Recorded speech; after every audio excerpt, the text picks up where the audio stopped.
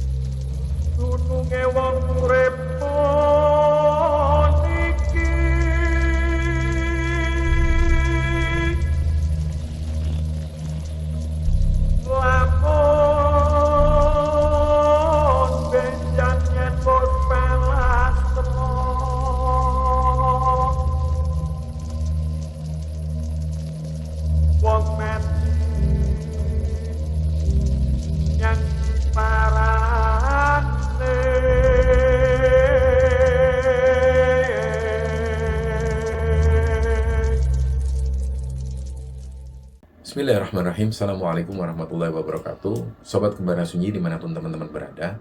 Pada kesempatan kali ini kami akan membagikan kisah yang dikirim oleh Sobat Kembara yang bernama Fadli yang asalnya dari Jakarta. Sebelum kita masuk ke ceritanya, untuk teman-teman yang nonton tayangan ini dan belum subscribe, jangan lupa untuk subscribe lebih dulu agar channel Kembara Sunyi ini lebih berkembang lagi dan kami lebih bersemangat lagi dalam membuat konten-konten terbaru di Kembara Sunyi.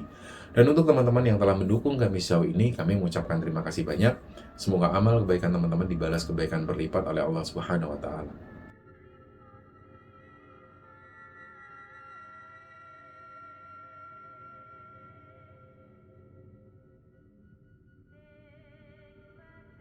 Cerita di episode kali ini ceritanya dibagikan oleh Sobat Kembara yang bernama Fadli. Nah, pada waktu kejadian ini terjadi, Fadli itu masih berusia sekitar 35 tahun.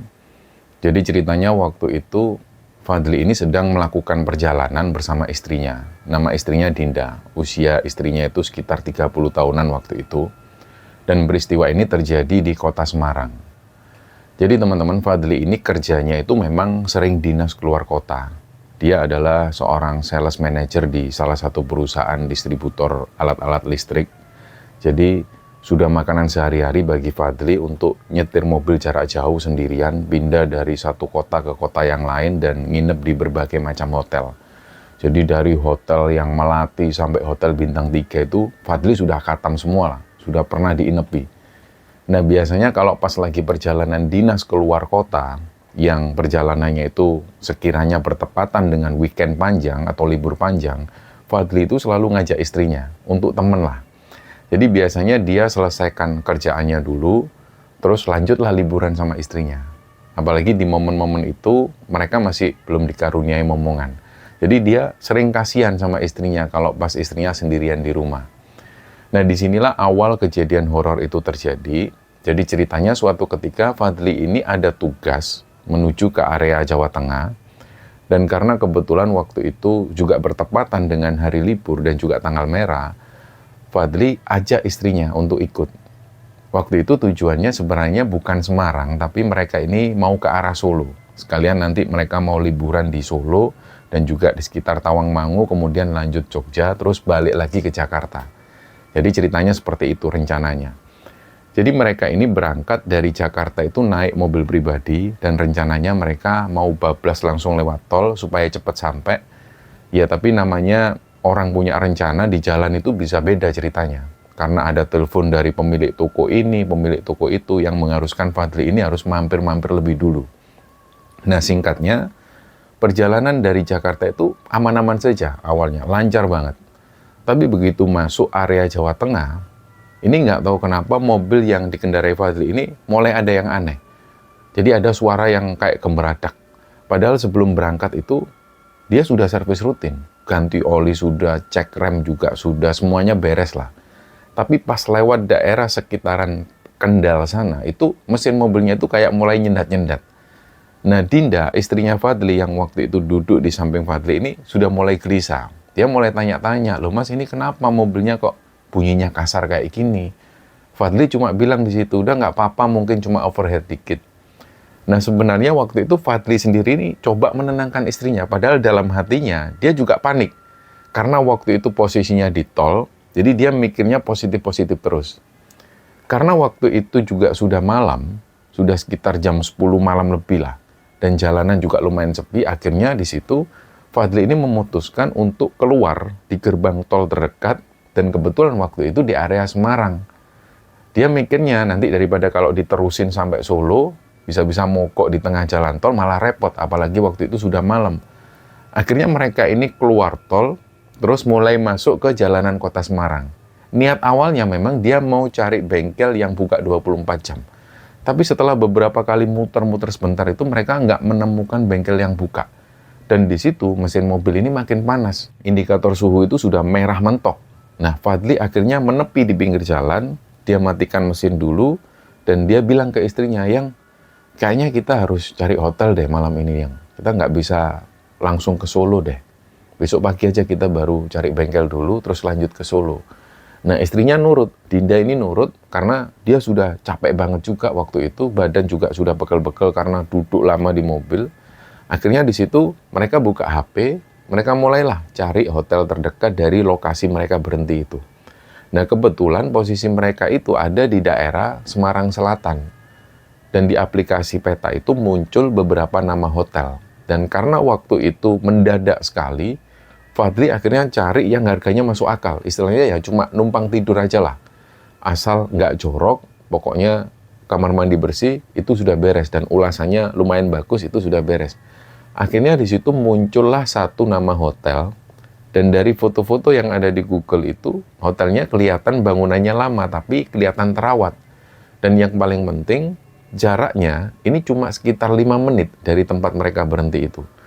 Akhirnya setelah mobil itu agak adem, indikator suhu udara sudah turun lagi, Fadli nyalain mobil pelan-pelan. Dan akhirnya dipaksakan jalan sebentar sampai menuju ke hotel itu. Terus singkatnya, sampailah mereka di hotel tersebut, bangunannya itu memang bangunan tua, persis seperti yang ada di foto di Google itu. Halamannya juga lumayan luas, parkirannya juga lega, tapi waktu itu, malam itu, suasana hotelnya ini sepi banget, nggak ada mobil yang parkir di situ. Jadi mobil yang parkir ini cuma ada 1 atau 2, itu pun di pojok, dan kelihatan mobil ini sudah lama sekali nggak dipakai. Mungkin Fadli mikirnya waktu itu mungkin karena hari kerja, bukan hari libur atau akhir pekan. Akhir pekannya ini masih besok atau lusanya. Jadi di situ tamu hotelnya ini masih sepi. Akhirnya ya dia parkirlah mobil itu di depan lobi. Mereka turun bawa tas ransel yang seperlunya mereka bawa, barang-barang lain itu tetap ditinggal di mobil. Dan akhirnya masuklah mereka ke lobi. Nah, lobi hotelnya ini nuansanya sudah agak suram. Kalau menurut Fadli waktu itu, apalagi ini kan malam hari. Jadi beberapa lampu itu memang sengaja dimatikan, mungkin mereka hemat atau apa. Terus kalaupun ada lampu yang nyala, itu lampunya nggak terlalu terang. Dan lantainya ini keramik model lama yang ukurannya kecil-kecil itu.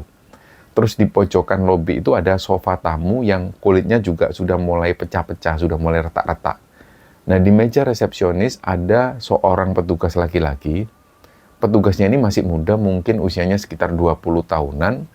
Waktu itu dia ini lagi nunduk, kayaknya dia lagi main game di HP-nya ketika Fadli dan Dinda ini datang. Terus pas Fadli bilang, "Malam mas," barulah petugas ini agak kaget. Dia langsung berdiri, "Oh iya pak, mau check-in?" Fadli bilang, "Iya mas, minta kamar yang twin bed ya." Nah, petugas itu ngecek komputer sebentar, terus dia bilang, "Maaf pak, ini kebetulan malam ini yang ready hanya di kamar lantai 2. Dan kami mohon maaf, nggak ada twin bed pak." Si istrinya Fadli ini langsung protes, "Ah serius mas? Masa sih nggak ada twin bed? Perasaan ini hotelnya sepi." Jadi di sini ada alasan tersendiri, kenapa Fadli dan istri itu selalu minta twin bed. Nah ini karena Fadli itu kalau tidur itu selalu ngorok. Dan mohon maaf, ngoroknya itu nggak wajar. Ngoroknya itu diakuin sendiri oleh Fadli memang nggak wajar. Dan istrinya itu selalu terganggu setiap kali tidur. Nah, kalau pas di rumah, Fadli itu selalu tidur di kamar sebelah. karena takut ganggu istrinya. Karena sudah dipastikan dia pasti ngorok, dan ngoroknya itu nggak wajar, mengagetkan orang yang tidur. Tapi untuk masalah ngoroknya Fadli itu, sekarang ini dia sudah nggak seperti dulu lagi. Ini sejak Fadli menjalani operasi. Tapi waktu itu memang lagi parah-parahnya ngoroknya Fadli ini. Nah, kembali ke cerita. Jadi pas mereka tanya soal twin bed ini, si resepsionis itu kayak agak mikir, kayak bingung. Terus nggak lama datanglah petugas yang lain. Petugas yang lain ini yang baru datang itu ibu-ibu usianya sekitar 50 tahunan. Dia coba bantu cek kamar di situ. Nah, si ibu ini juga menyarankan di lantai 2. Dia menjelaskan juga sebenarnya ada sih kamar untuk twin bed itu, tapi rata-rata kalau twin itu di lantai 1. Masalahnya, si ibu-ibu ini bilang, masalahnya lantai 1 itu sebagian masih renovasi. Nah, Fadli dan istrinya ini mikir sebentar. Dia mikirnya, apa mungkin cari hotel lain aja ya? Tapi, udahlah, nunggu aja lah reaksinya seperti apa. Akhirnya si ibu dan cowok ini tadi, yang resepsionis ini tadi, yang di bagian resepsionis itu, mereka juga sempat diam sebentar, kayak mikir. Terus nggak lama si ibu-ibu ini bilang, mohon maaf Bapak Ibu, kalau memang requestnya twin, ini kami ada 1 kamar di lantai 1, tapi saat ini sih belum ready. Kalau mau bisa nunggu sebentar sekitar setengah jam ya, biar kami siapkan. Nah, Fadli dan istri langsung setuju, karena selagi nunggu kamar ready, mereka mau cari makan dulu lah di depan area hotel. Singkatnya, kamar ini pun disiapkan oleh mereka. Fadli dan istri ini keluar. Dia jalan kaki cari makanan di depan hotel. Dan sekitar setengah jam setelah itu, mereka balik lagi ke hotel. Hotel ini masih sepi. Kendaraan yang terlihat di parkiran itu ya cuma ada 4 motor, terus mobil yang ada di pojok itu yang kelihatan nggak pernah dipakai, dan ada mobilnya Fadli sendirian. Selain itu nggak ada lagi kendaraan. Dan bisa jadi pikiran Fadli waktu itu, motor ini, ada motor 4 di situ, ini mungkin juga punya pegawai hotel. Nah, pas mereka mulai masuk ke lobi itu, di sini mulai ada yang aneh.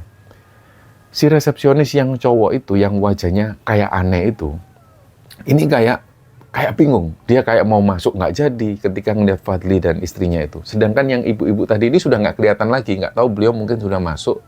Terus si mas-mas ini langsung ngasih kunci. Tapi pas ketika ngasih kunci itu wajahnya kayak kurang menyenangkan. Fadli dan istri nggak terlalu mempermasalahkan, apalagi kondisinya mereka ini sudah capek banget. Mereka langsung jalan menuju ke kamar.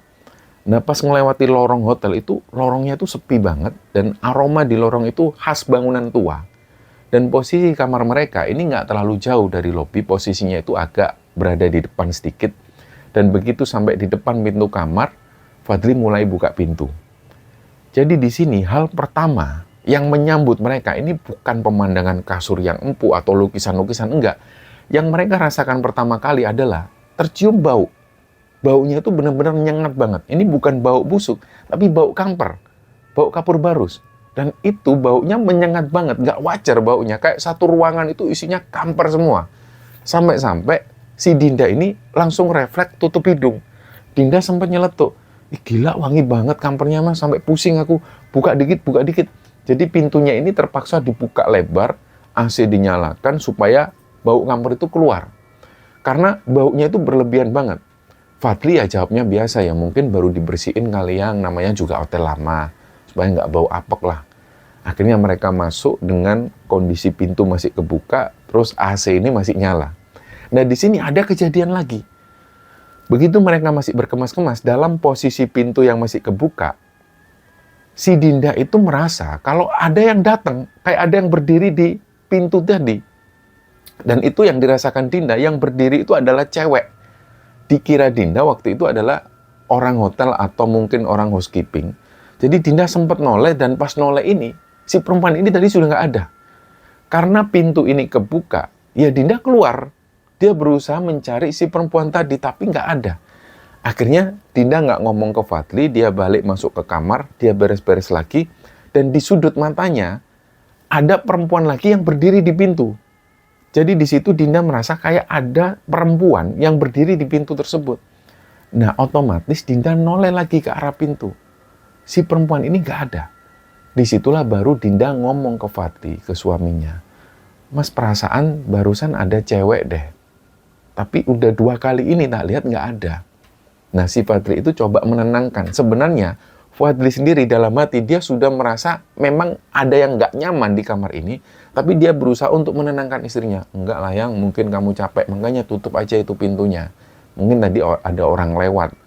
Akhirnya ditutuplah pintu ini dan bau kamper itu masih kecium. Nah di sini kamar itu nggak terlihat kamar lama, malah seperti terlihat kamar baru karena catnya itu kayak kelihatan baru dicat lah. Terus cat temboknya juga kelihatan baru, putih, bersih, lantainya juga kinclong banget. Perabotan di situ standar. Ada tempat tidur yang twin, terus ada meja rias di samping, TV-nya masih TV tabung yang ada di pojok, dan ada sebuah lemari pakaian yang cukup besar. Lemarinya itu ada di sudut ruangan. Nah, lemari inilah yang menarik perhatian. Lemarinya itu model lama. Bahannya itu dari kayu jati yang kokoh, warnanya coklat gelap, dan ukurannya tinggi. Ada 2 pintu. Nah, lemari ini nggak ada cerminnya. Kalau dilihat sekilas, lemarinya itu kayak lemari yang baru dipelitur ulang. Mengkilap banget ketika kena cahaya lampu. Dinda waktu itu langsung duduk di pojokan kasur, dia lepas sepatu, terus dia langsung kayak mau nyari sesuatu. Nggak tahu, dia ini bingung, dia mau nyari apa, dan Fadli memperhatikan itu. Sekilas, yang dilihat oleh Fadli ketika Dinda istrinya ini kayak bingung mencari sesuatu, sekilas Fadli ini ngelihat kayak dia ini bukan istrinya. Jadi kayak wajah perempuan lain, tapi itu cuma terjadi sekitar 2 detikan. Fadli itu sempat merinding, karena dia ngelihat Dinda itu kayak bukan Dinda. Rambut Dinda itu kan agak pendek, tapi sekilas Fadli sempat ngelihat Dinda itu rambutnya panjang, terus dia wajahnya pucat. Disitulah Fadli langsung merinding. Nah, nggak lama setelah itu Fadli mengabaikan. Dia nggak ceritakan ini ke istrinya. Di situ Dinda ini langsung rebahan setelah dia lepas sepatu.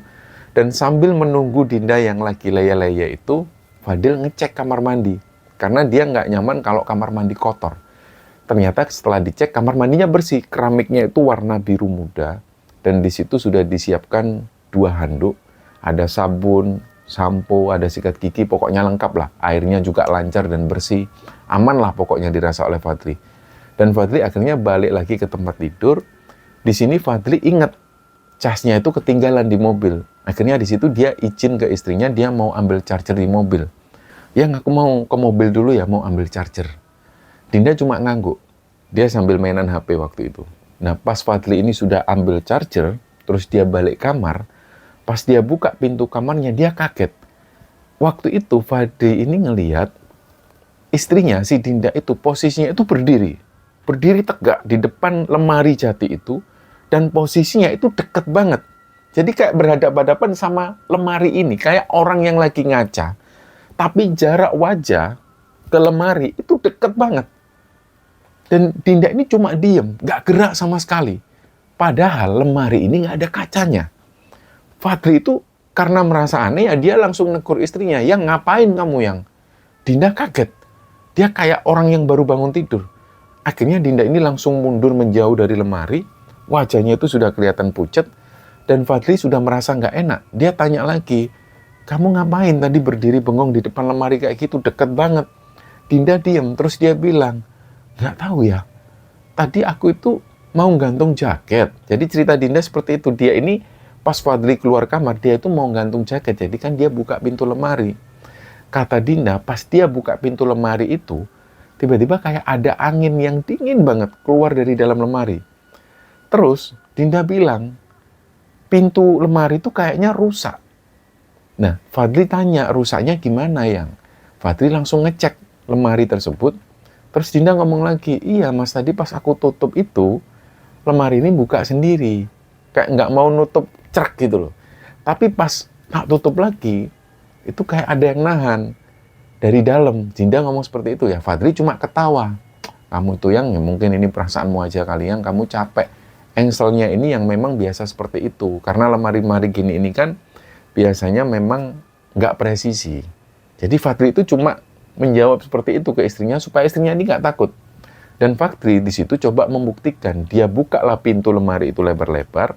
Di dalamnya kosong, isinya cuma gantungan baju dari besi yang digantung di palang kayu. Dan bagian bawah lemari itu kosong, bersih. Baunya juga bau kayu lah, bau campur kamper yang masih menyengat juga dari dalam lemari itu.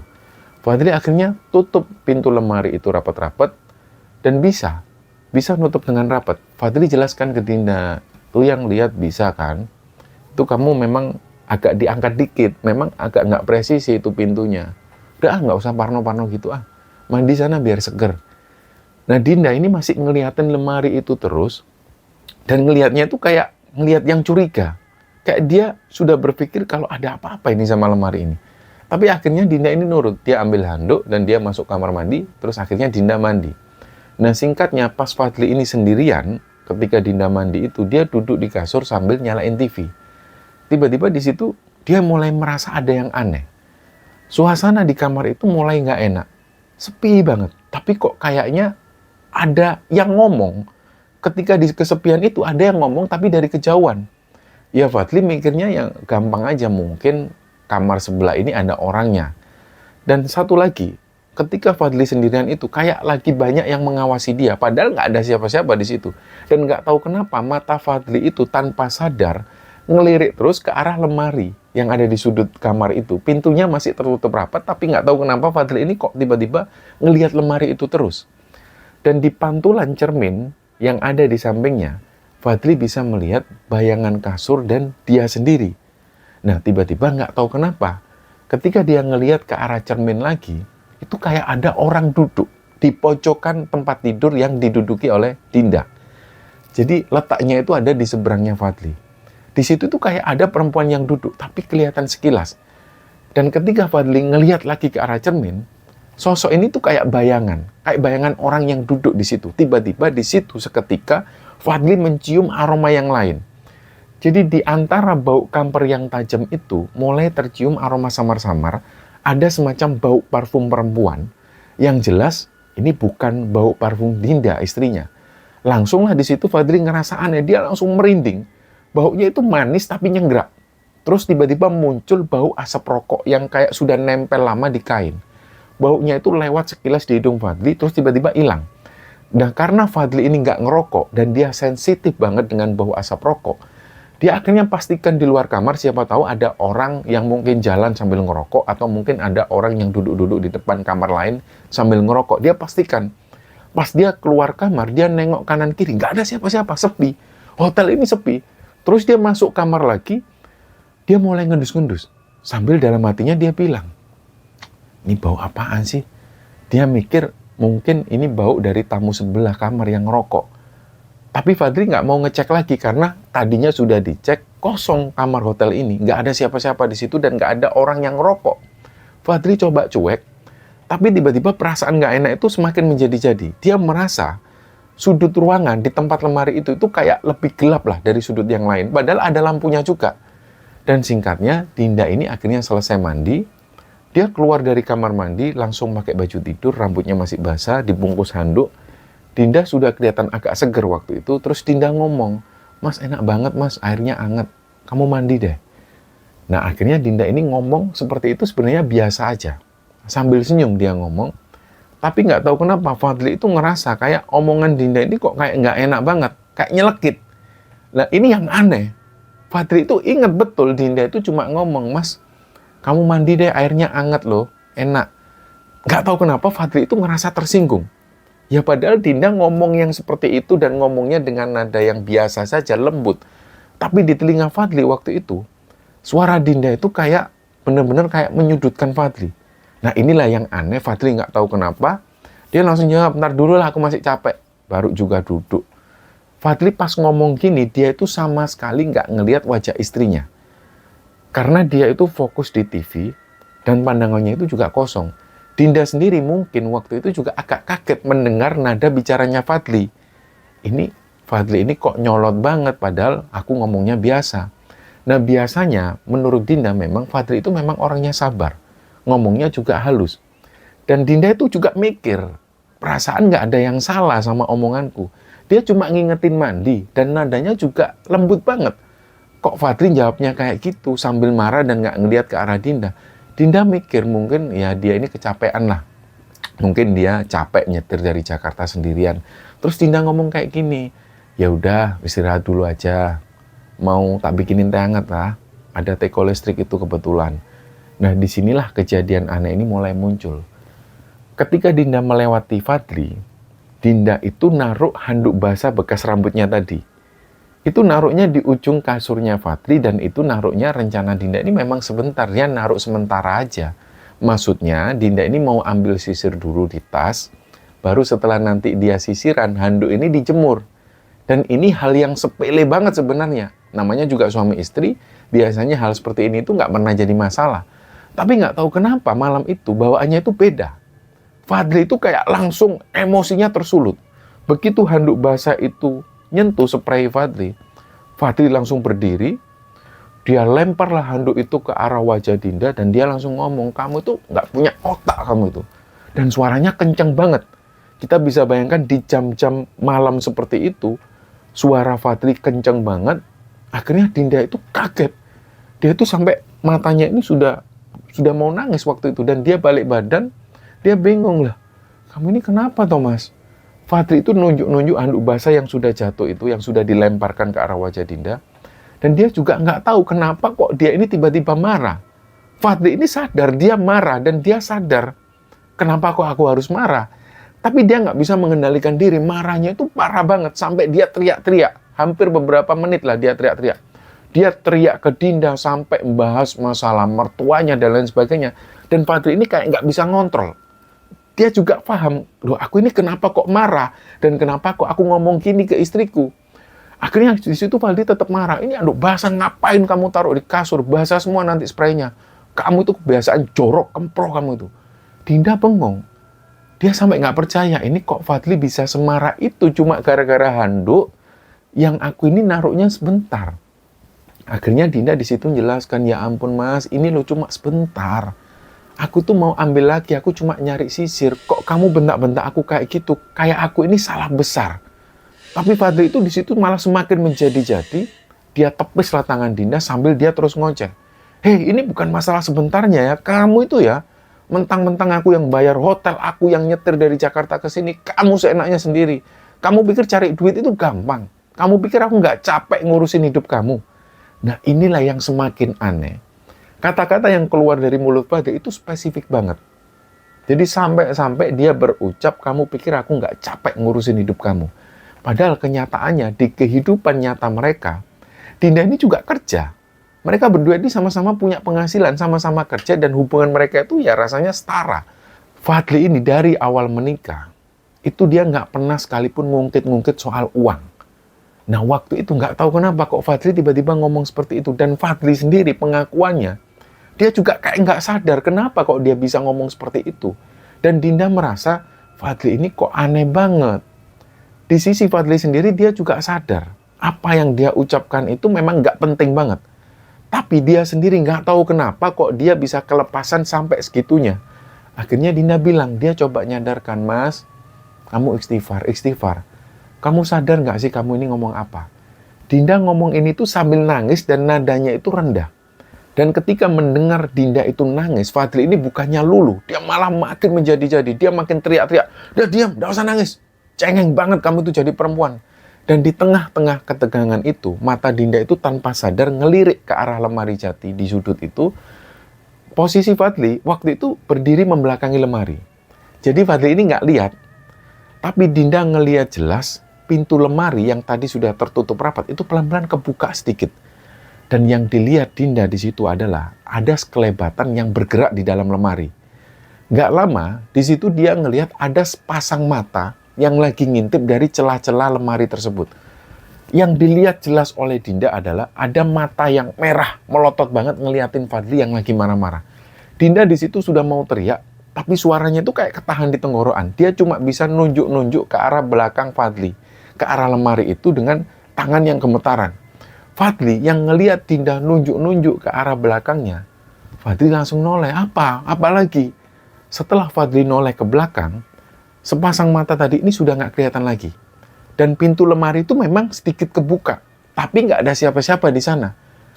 Jadi waktu itu Fadli ini langsung jalan menuju ke arah lemari itu, terus dia bantinglah pintu lemari itu sampai ketutup lagi. Karena dia sendiri ngerasa ada yang aneh dengan lemari ini. Kok tiba-tiba kebuka sendiri lagi? Dibantinglah pintu itu ditutup. Anehnya setelah pintu ini dibanting oleh Fadli, emosi Fadli itu tiba-tiba surut. Langsung menurun drastis. Dia noleh ke Dinda Yang waktu itu Dinda ini masih nangis sesenggukan di pojokan sambil duduk. Fadli bingung lah, yang kamu kok sampai nangis gitu, yang aku keterlaluan ya? Omonganku ngawur ya? Nah di momen inilah Fadli lagi-lagi merasa aneh. Dia sadar, dia baru saja bentak-bentak istrinya. Dan dia sadar, dia baru saja ngomong yang macam-macam yang membuat Dinda ini sakit hati. Tapi Fadli sendiri ini juga nggak tahu kenapa kok dia bisa seperti itu. Nah di momen itu Dinda nggak jawab. Karena mungkin dia masih shock ngelihat Fadli yang marah-marah nggak jelas. Akhirnya di situ Fadli minta maaf. Yang maaf yang, aku benar-benar nggak sadar yang, demi Allah aku nggak sadar yang. Ya dia ngomong jujur ke istrinya, aku kayak nggak bisa mengendalikan diriku sendiri yang tadi yang. Nah singkatnya malam itu, mereka ini agak canggung.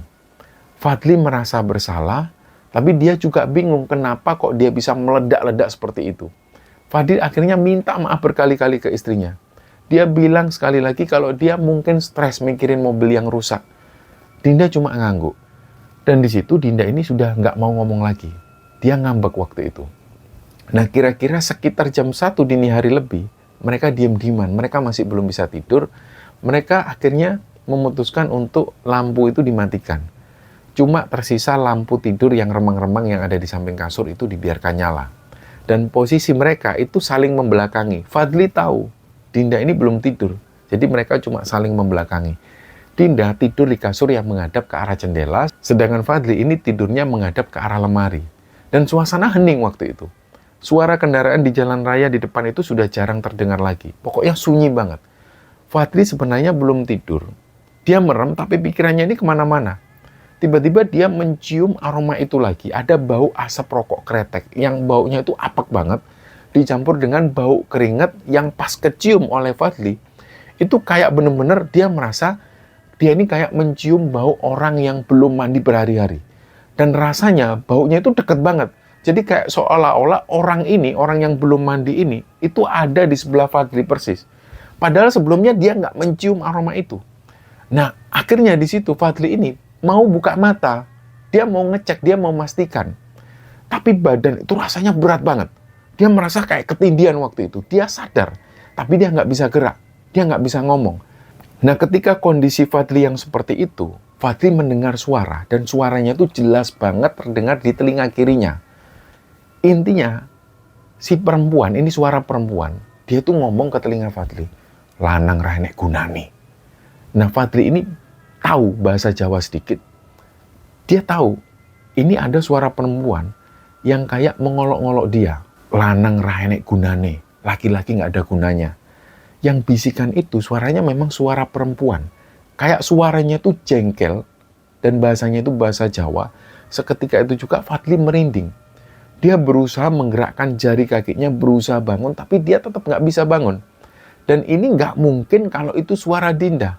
Suara Dinda nggak seperti itu, apalagi Dinda ini sama sekali nggak bisa bahasa Jawa.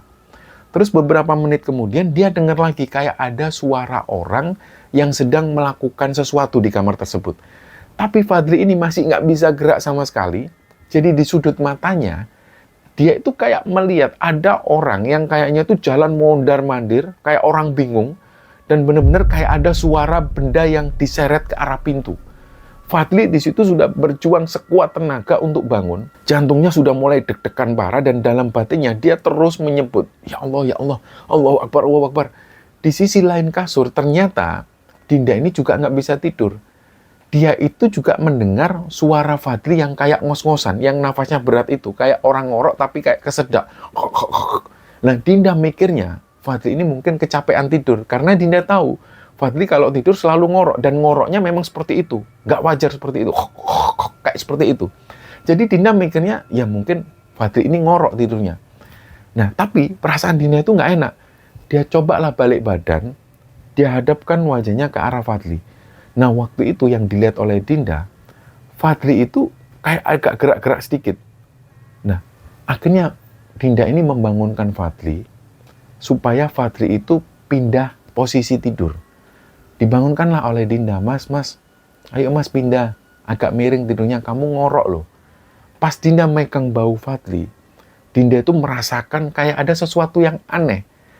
Baju Fadli itu basah semua. Dinda meraba-raba lagi, ternyata benar, basah kuyup semua, basah dengan keringat. Dinda akhirnya nyalakan lampu tidur supaya agak terang, dan begitu lampu nyala, Dinda ngelihat di bagian lengan Fadli itu kayak ada bercak warna merah.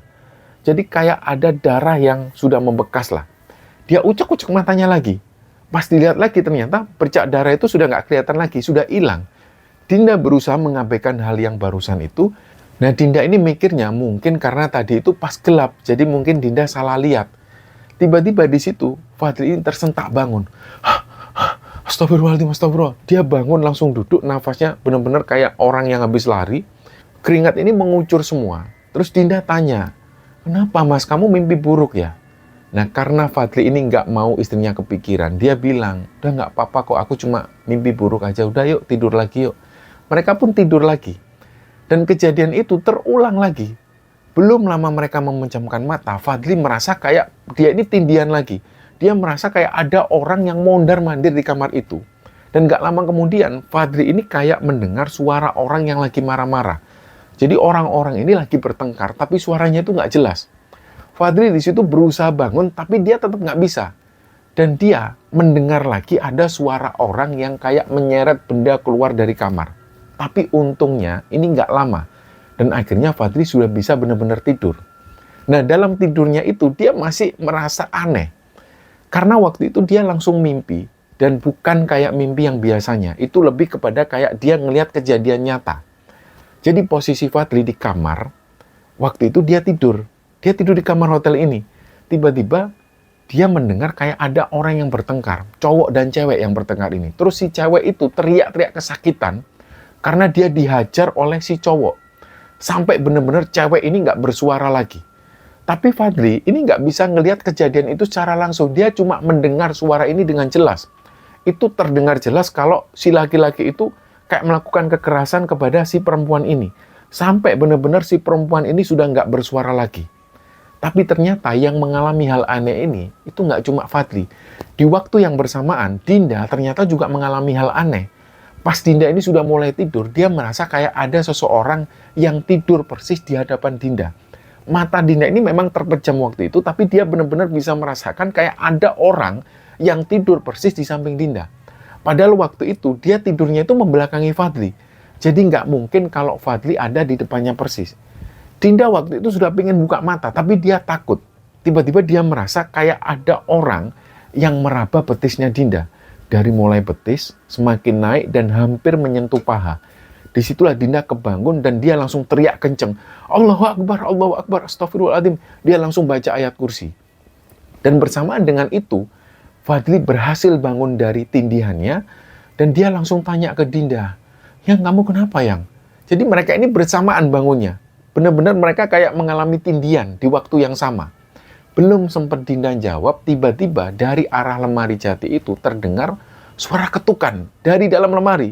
Suaranya pelan, dak, dak, dak. Tapi suara itu berubah jadi kayak suara garukan kuku. Dan berubah lagi jadi suara. Nah, Fadli dan Dinda ini sama-sama ngeliat ke arah lemari itu. Dan kali itu nggak hanya suara. Lemari besar itu tiba-tiba kayak agak bergetar. Dan muncul bau aneh, yang tadinya bau kamper dan ada bau asap rokok, tiba-tiba berubah menjadi bau anyir darah yang membuat mual. Disitulah Dinda sudah nggak kuat lagi, dia tariklah tangan Fadli, sambil dia ngomong, Mas, ayo mas keluar, kita keluar mas, tuh aku nggak mau tidur sini lagi, aku nggak mau, kita keluar sekarang. Tapi Fadli ini tiba-tiba kaku, badannya tuh kayak nempel di kasur, dia ngelihat lemari itu dengan tatapan yang kosong, terus tiba-tiba tangannya Fadli ini, itu diangkat, dia tiba-tiba nunjuk ke arah lemari itu. Nah, Dinda yang mulai ketakutan, ini tetap mencoba narik tangan Fadli. Tapi Fadli cuma diem. Dengan pandangan yang kosong, lurus ke depan ke arah lemari itu. Dan berkali-kali Dinda ini mukul-mukul pipi Fadli supaya Fadli ini sadar. Tapi tetap, Fadli itu tetap dengan kondisi yang sama. Nah, yang dirasakan Fadli sendiri, dia itu ternyata masih berada di mimpi yang nyata itu. Dia ini masih mendengar ada suara laki-laki yang menghajar cewek tersebut sampai cewek itu benar-benar tewas. Disitulah Dinda panik, dia nggak ada pilihan lain, dia mau minta tolong ke mas-mas resepsionis yang ada di depan. Nah, pas Dinda ini mau jalan ke arah pintu, dia melihat ada sosok seperti manusia, tapi sosok ini nggak nyata. Bentuknya tuh kayak transparan, kayak nembus lah, samar. Sosok itu berdiri persis di depan pintu kamar. Dia perempuan, cewek. Dan ngelihat sosok tersebut, badan Dinda itu langsung kaku. Karena dia melihat jelas sosok perempuan ini. Kakinya itu langsung lemes. Dan akhirnya Dinda ini pingsan. Nah, beberapa waktu kemudian, Fadli tiba-tiba sadar. Dia kayak merasa baru bangun dari tidur, dia nggak ingat apa-apa. Yang dia ingat terakhir kali ya, dia datang ke hotel itu dan dia mengalami kejadian yang nggak masuk akal.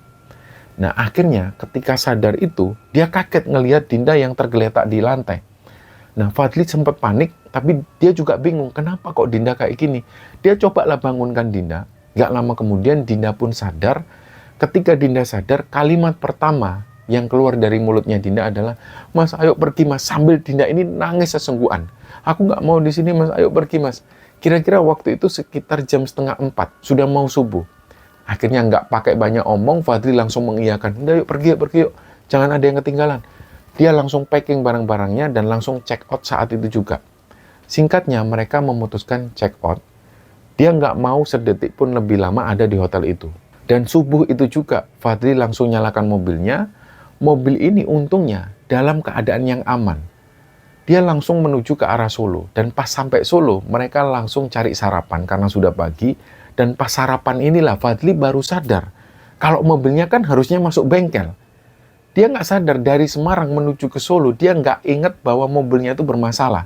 Tapi alhamdulillah nggak ada masalah yang terjadi dengan mobilnya.